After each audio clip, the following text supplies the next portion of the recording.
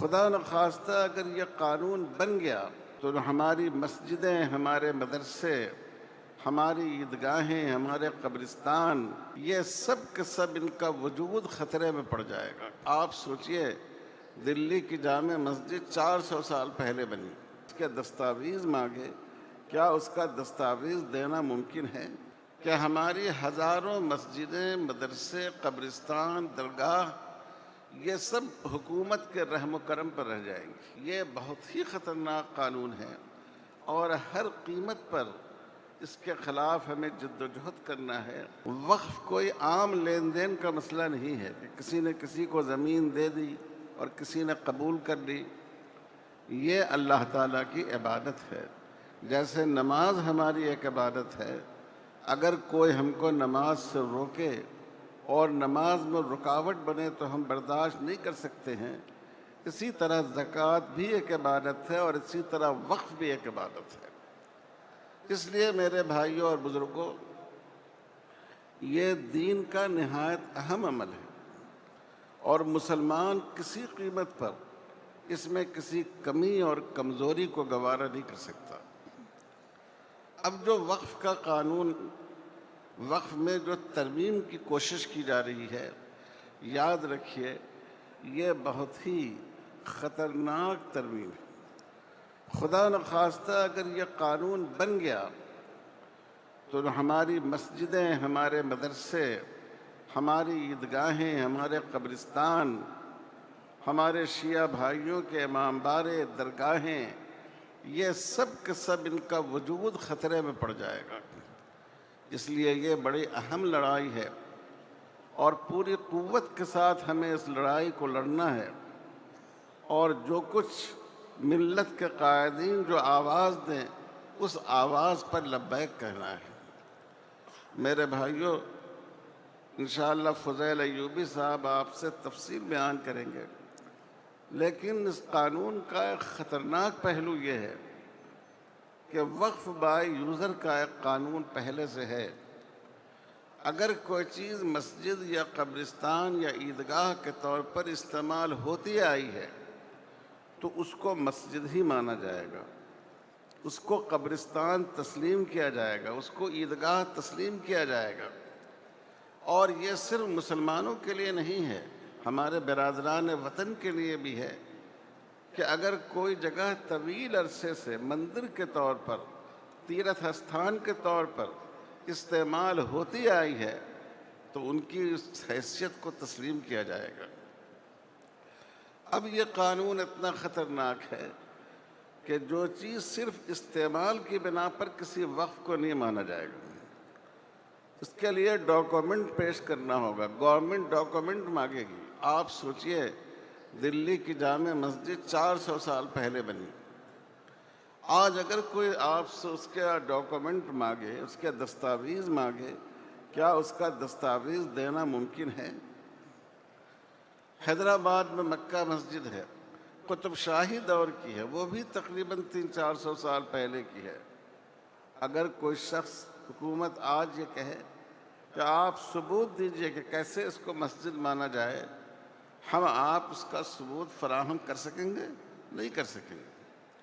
ہمارے بڑے بڑے مدرسے ہیں، قدیم مدرسے ہیں، دارالعلوم دیوبند ہے، ماشاءاللہ 150 سال اس پر گزر چکا ہے، اور بھی اس کے قریب العمر کئی مدرسے اس ملک میں موجود ہیں۔ اس زمانے میں لوگ زبانی عطیہ دے دیتے تھے، مدرسہ بن جاتا تھا، تعلیم کے لیے اس کا استعمال ہونے لگتا تھا، عوام بھی اس کو مدرسہ تسلیم کرتی تھی اور حکومت بھی اس کو مسلمانوں کی ایک تعلیمی پراپرٹی تسلیم کرتی تھی۔ آج فرض کیجئے کہ ایسے قدیم اداروں سے اگر دستاویز مانگا جائے تو اس کا پیش کرنا کتنا دشوار ہوگا۔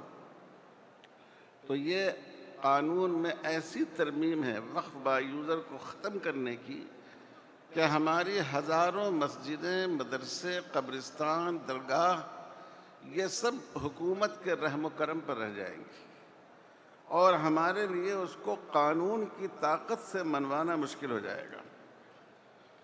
دوسری بات یہ ہے کہ ایک خاص قانون وقف کے ساتھ رکھا گیا ہے، لمیٹیشن ایکٹ کا۔ حکومت کے قانون میں بہت سی زمینوں پر ایک مخصوص مدت تک اگر کوئی شخص قابض ہو تو وہ اس کی ملکیت سمجھی جاتی ہے، لیکن کچھ چیزوں کو اس سے مستثنیٰ کیا گیا، ان میں وقف بھی ہے۔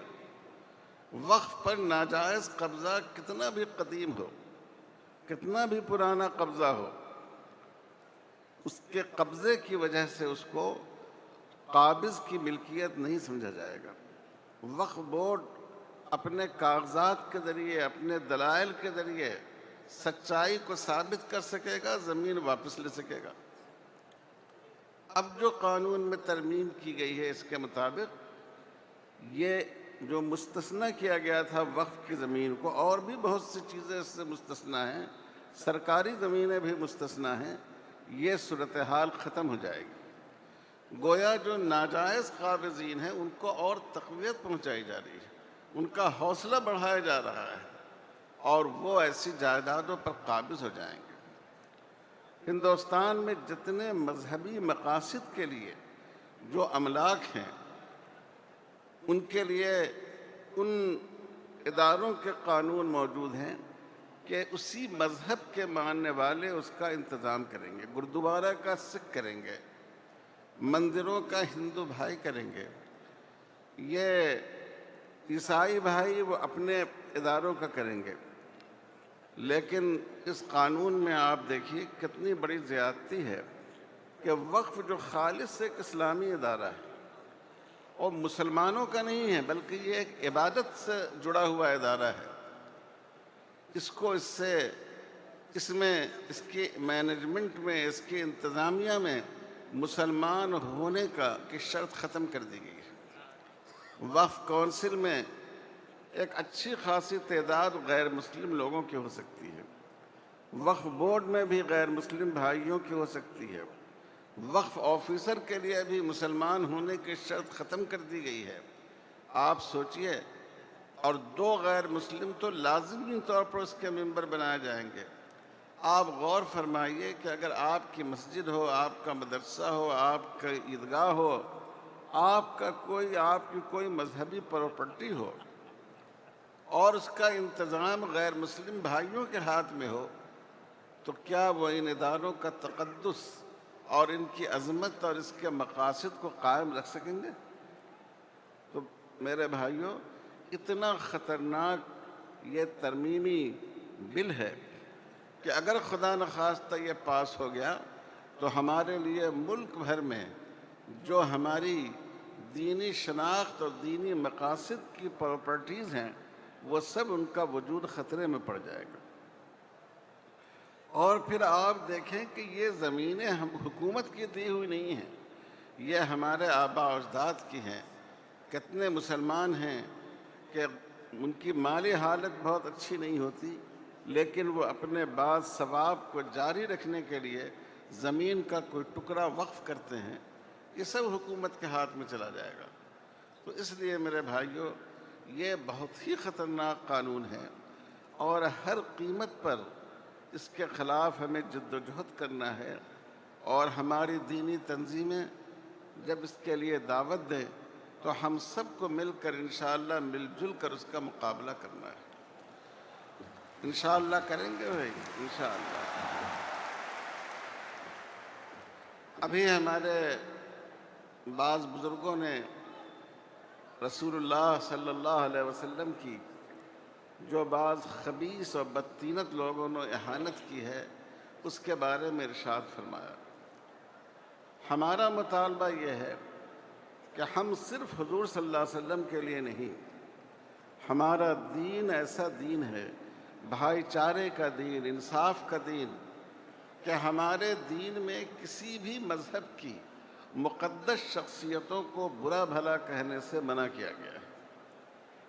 ہم دیویوں دیوتاؤں کی پوجا نہیں کرتے اور کر ہی نہیں سکتے ہیں، لیکن قرآن مجید نے کہا کہ جو ہمارے غیر مسلم بھائی، جو ہمارے ہمسائے دیویوں اور دیوتاؤں کی پوجا کرتے ہیں، ہم ان کو برا بھلا نہ کہیں تاکہ ان کی دل آزاری نہ ہو، ان کے جذبات مجروح نہ ہوں۔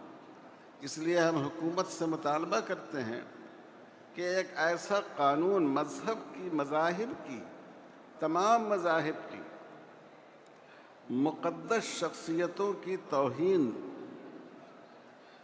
کے سلسلے میں گورنمنٹ کو لانا چاہیے، جس میں اس کو سنگین جرم مانا گیا ہو، جس میں اس کو بہت ہی خطرناک جرم مانا گیا ہو، اس پر مناسب حال سزا مقرر کی گئی ہو، اور اس کے سزا کا نفاذ اور اس مقدمے کے ذریعے ظالم کو ظلم سے روکنا آسان ہے۔ ہم کہتے ہیں ہم تو محمد الرسول اللہ صلی اللہ علیہ وسلم کی ذات ایسی ہے، مسلمان تو یہ سمجھتا ہے کہ اگر ہمارے جسم کا ایک ایک قطرہ لہو بھی آپ پر قربان ہو جائے تو کم ہے، لیکن ہمارا سینہ اتنا کشادہ ہے کہ ہم کہتے ہیں کہ اس قانون میں ایسی چیزیں لانی چاہیے۔ اس ملک کی بڑی مذہبی اکائیوں کے بارے میں، ہندو مذہب کی مقدس شخصیات، مسلمانوں کی، سکھوں کی، عیسائیوں کی، کہ اگر کوئی آدمی اس کی اہانت کرے گا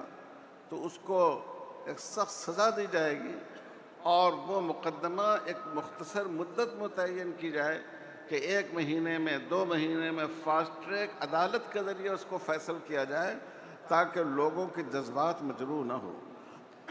ایک انسان دوسرے انسان کو تھپڑ مار دے، گالی دے دے تو کیس بن جاتا ہے، ایک آدمی کی دل آزاری ہوتی ہے۔ بتائیے کہ پوری اتنی بڑی امت کی دل آزاری، یہ کتنا بڑا جرم ہے، اور پھر اس سے ملک کے باہر اس ملک کی کیا شبیہ بنے گی؟ ہندوستان کی جو خصوصیت ہے اور جو خوبی ہے وہ سیکولرزم ہے، مذہبی رواداری ہے۔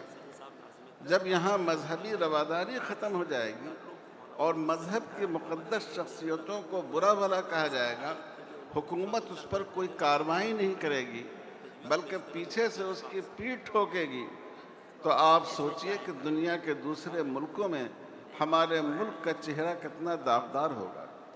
اس لیے ہم صرف ایک اپنے دین سے محبت رکھنے والے مسلمان ہی کی حیثیت سے نہیں، بلکہ اس ملک سے محبت رکھنے والے ایک بھارتی شہری کی حیثیت سے بھی مطالبہ کرتے ہیں کہ حکومت کو اس سلسلے میں سخت قدم اٹھانا چاہیے۔ میں بہت شکر گزار ہوں جمعیت علماء ہند کا کہ اتنے بڑے مجمع اور اتنے اہم پروگرام میں مجھے شرکت کی دعوت دی گئی۔ وآخر دعوانا ان الحمدللہ رب العالمین۔ ملت ٹائمز کو جاری رکھنے اور مضبوط بنانے کے لیے ہماری آرتھک سہایتا کیجیے۔ یہ ایک آزاد میڈیا ہاؤس اور کمزوروں کی آواز ہے۔ آپ ہمیں دیکھیں، سنیں، پڑھیں اور ہر مہینے زیادہ نہیں، صرف 100 روپے سے مدد کریں۔ ڈیٹیلز ڈسکرپشن میں موجود ہیں۔